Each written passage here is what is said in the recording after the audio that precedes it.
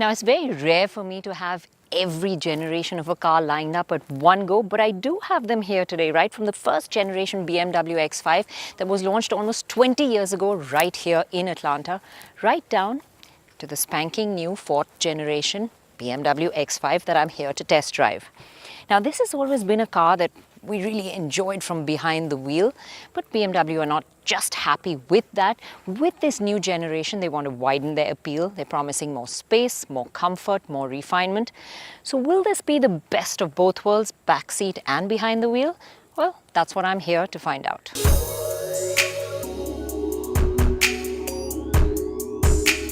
Instantly you see the difference. It's the kidney grills. They're on steroids now and they dominate the nose. They also have a single-piece chrome surround and active vanes too.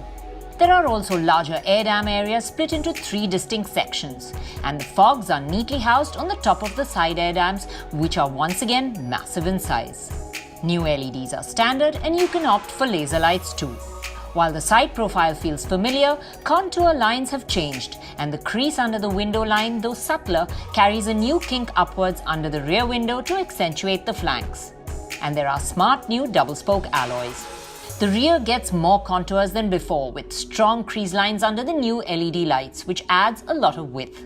The skid plates front and rear rise up higher, and overall it's a more beefed up and aggressive-looking SUV. Well, the good news is that this new X5 has grown in size, in length, in width, in height, but we're interested in the space that's really increased between these two wheels. It's going to open up a lot more room in the back seat, and I'm going to check it out. Oh yes, instantly you can tell the difference in space. There is a lot more leg room over here. It does feel wider in the back seat as well. But more than that, what's really making it feel nice and open and airy is this massive panoramic sunroof. The panoramic sunroof opens up right to the rear, and on a day like we had with clear skies, it helped make the back seat feel more spacious. The seats themselves feel better cushioned, softer and more plush. You get charging ports and cup holders, and you can opt for a host of things like coat hangers and large touchscreens. Visibility is good to the front, and overall it feels like a more comfortable place to be than before. Space in the back seat has increased, but boot volume remains pretty much the same. Now, nothing to grumble about because it is a large enough boot at 650 litres, a lot of volume there. And of course, now both sides of the split tailgate are operated at the touch of a button to open and to close.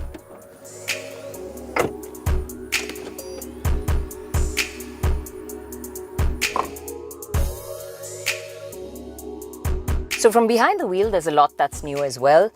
I really like this large 12.3-inch digital cluster that's new. You get an equally large infotainment screen, and you can operate between the both, deciding what information you want to have displayed where. This infotainment screen, if you remember in the earlier version, was sort of standalone, but now it comes better integrated into this entire digital cluster and looks much nicer as well. Looks more cohesive in the design.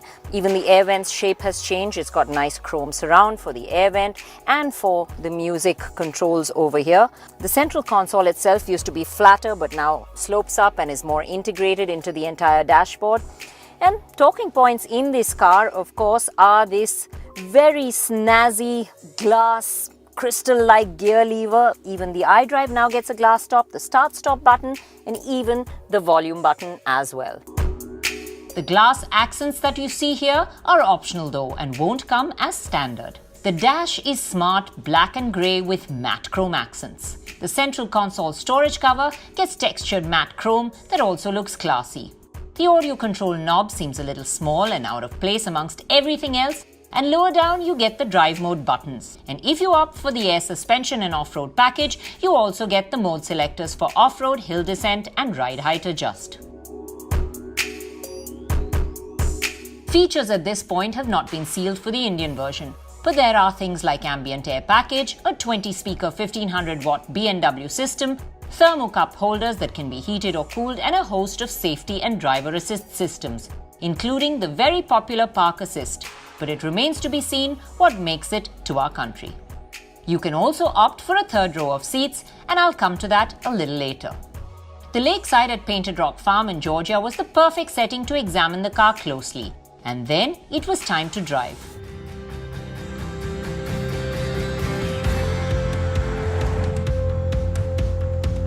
Atlanta was chosen for this drive because the first X5 was launched here almost 20 years ago.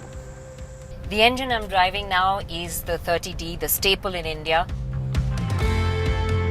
It's a 3-litre diesel that produces 265 HP and 620 Nm of torque. It's a familiar engine and it still has that good mid-range torque. Feels pretty much the same to drive, but what's changed is refinement. The gruff note of the earlier engine is gone. It's far quieter now, and in fact, overall cabin refinement has improved. It's far more hushed on the inside.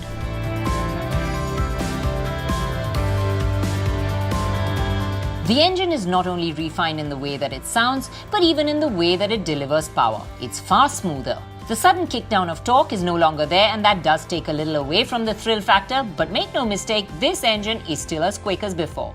The 8-speed gearbox has been updated too, with a wider spread of ratios for better efficiency.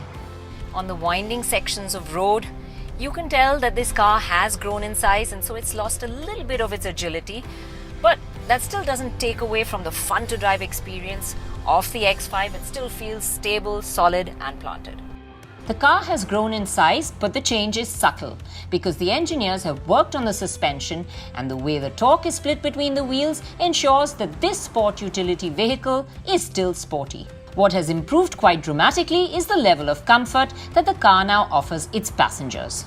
Now the roads here are far better than the roads at home, but still when we go over the bad sections of road, the ride quality feels improved.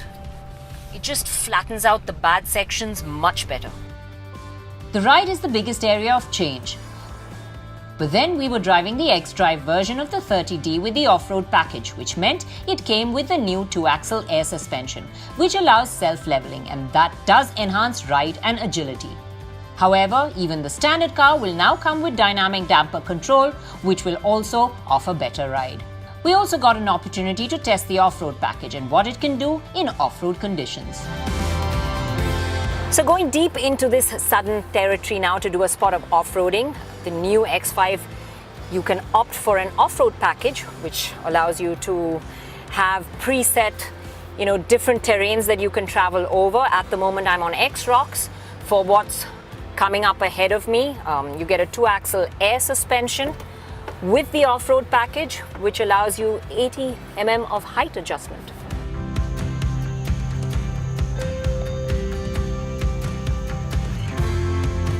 The electronically controlled differential lock for the rear axle is able to optimize the transfer of power to the road on surfaces offering different levels of grip by shifting power to the required wheels.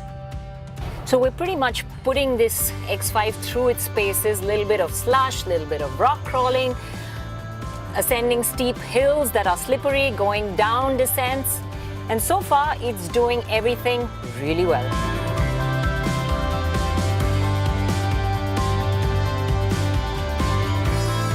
The off-road package is being offered for the first time on an X5, with modes that are tuned for different grip levels and conditions. This option was offered with a lot of customers wanting a little more off-road capability from the X5, and it will widen its appeal for sure.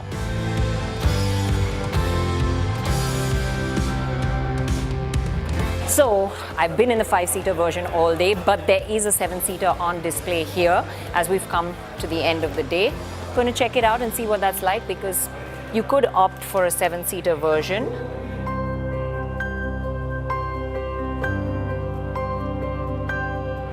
As you can see, access is really easy, touch of a button. Space inside still at the best for small kids. It is a bit tight at the back, although there is marginally more room. Now, of course, you have to remember, you can either opt for 7 seats or 5 seats and a spare tire. Well, the new X5 definitely has a lot more for its customers. Well, it's been 5 years since the last brand new X5 that we saw, and the older one in India was a bit aging. This one brings all the modernity to the table, packed with features. It's better on refinement, it's better on comfort. And we asked ourselves at the beginning, will this now offer the best of both worlds, back seat and behind the wheel? Well, it still remains completely enjoyable to drive. And yes, the back seat is far more comfortable. BMW X5 is back in the game.